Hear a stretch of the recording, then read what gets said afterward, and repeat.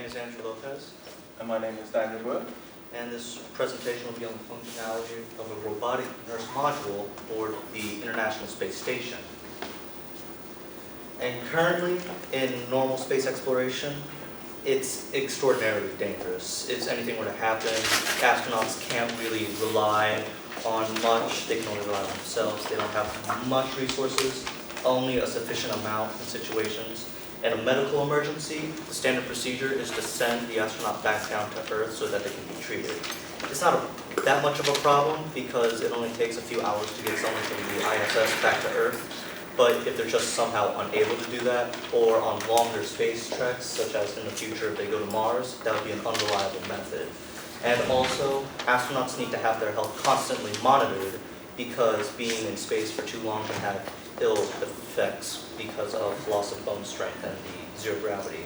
So we hope that this concept will support the astronauts in those ways. Our objective with this was to conceptualize and design a module that would be sent up to the International Space Station or any other spacecraft as necessary. And we hypothesized that we'd be able to provide medical assistance to astronauts in emergencies and monitor the health of the astronauts as they go through missions. In its relevance to biology, biology has made many great strides in the health and medical industry, and they've applied that on Earth to help save lives. So if we're going to the next frontier, we hope to apply that same knowledge biology helped us with into space. And right now, the most likely medical problems that we could deal with to help these astronauts is arrhythmia, heart attack and cardiac arrest, renal stone formations, and many others. These are mainly due to being in space for a very long period of time, for 6 months. So if astronauts were to stay even longer, they could have harmful side effects. And of course, there's always an emergency that happens instantly. It needs to be treated with immediately. So it's important to prepare for these. So how can we improve the ISS? Having a specialized module for medical equipment will greatly help the ISS independency if something were to happen and communications were cut with Earth. Eventually, when astronauts are in space longer and further from Earth, they will need improved and reliable diagnostic tools, devices for medical equipment to treat any medical condition that can arise. So we devised the health module. The health module is comprised of 3 main parts. It will have extra medical supplies, it will have a robot that is integrated into the module, and it will have a computer with database for medical health and procedures. First off, medical supplies. The ISS currently has 2 medical kits with over 190 medicaments each. While this is sufficient for onboard the ISS because of how close they are to Earth, for longer deep space missions, they'll need extra medical supplies and also a greater variety of medical, so for any medical condition that can arise. Also including blood bags for every astronaut in case of blood loss and need a blood transfusion is a good idea. The robot. The robot will behave and look similarly to the Da Vinci surgical system. This system has been implemented and used over 3 million patients around worldwide. This system has a variety of advantages that allows the surgeon to control it remotely, and the precise movements help save the wound better through its camera and increase dexterity. Benefits of this robot. It can be controlled through a monitor on the module, or it can be controlled from a ground control medical team. This means that it's like having a surgeon on board at any time. While this does work very well orbiting around Earth, where the delay is minimal and you can perform almost a live surgery, implementing this on deep space missions will be harder because there'll be a longer delay and it'll be riskier. However, you can still control it from the module. Manually.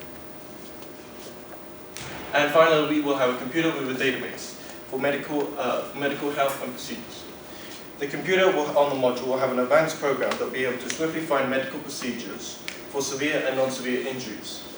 It will also be able to help determine causal symptoms. It will have a list of supplies on board, and it will have a live connection with ground medical team, so it will be able to relay the astronauts, automatically relay their vitals at all times. Logistically, we want to keep this very affordable so that we can reuse it over and over again. building a Da Vinci robot would be a one-time thing, costing around $100,000, $150,000. That's pretty standard. The most expensive part would be to send this up over and over again, because currently the cheapest price to send something into space is $9,100 per pound using the company SpaceX. So to try and control the weight of it, we want to propose building the robot and other components of the module we can out of cellular titanium and nanocrystalline aluminum, which has a density of 4.5 grams per cubic centimeter, which is incredibly light but still very strong and stable. In consuming power, the ISS makes 84 to 120 kilowatts and uses around 79 of that. So the module would have to use at most 14 to 30 kilowatts of power, but that's not very much considering that the ISS currently can power around 40 houses. So powering a robot and a computer system is not that concerning. And the companies to most likely use this technology would, number one, be NASA as the leader of space exploration and research that would help protect their astronauts and provide more opportunities for research. More private companies that also do this would be SpaceX, Boeing, and Orbital Sciences. And we also found Made in Space, which wants to 3D print things in space, so it could synergize with us in possibly 3D printing anything needed in surgery to help out our astronauts. And also in Virgin Galactic, which specializes in space tourism. So in the future, if you're touring space, you could be treated for an emergency medical, or an emergency. And so in conclusion, we just hope that this module will be able to extend the life of our astronauts and protect them in any medical emergency to help in research.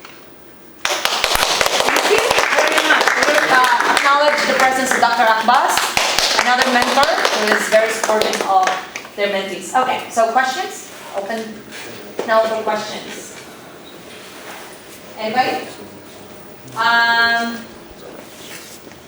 So, considering the cost, efficiency that you have been, I guess, proposing, right? The cost now to launch and bring back and forth is very expensive. You're proposing a robot that would be made of your titanium, which is also very expensive at the moment. So do you think that is cost efficient in the process? If you weigh, and I guess in the long term, how is that the efficiency? Well, yeah, go on. In the long term, it would most likely be cost efficient. Right now, it's probably incredibly expensive. But considering that NASA spares no expense, I read somewhere that they spent $200,000 sending lemons up to astronauts for just as presents. And so we try to keep it as cost efficient as possible. It's seemingly very expensive, but in long-term application of this, we hope that it will break the balance. It'll be profitable. Are we now doing synthetic titanium in the labs? Do you know?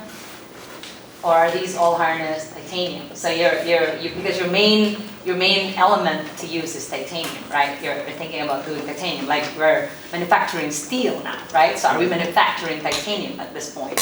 Because if that would be the case, then of course it will become more efficient in the long run. It's just like solar panel, right? It's very expensive to start with because nobody's using it.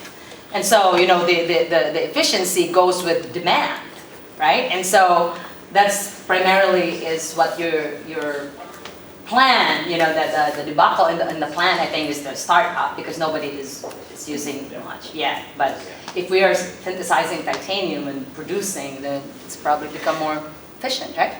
In the process. Right. Especially with nanotech. Yeah. Right now, you're probably correct, it's not largely produced. However, there have been many discussions of using this as a very primary alloy to constructing things and manufacturing things. So it's only a matter of time before it's implemented. All right, questions? No questions? Okay, very good. Thank you very much, group. Please evaluate.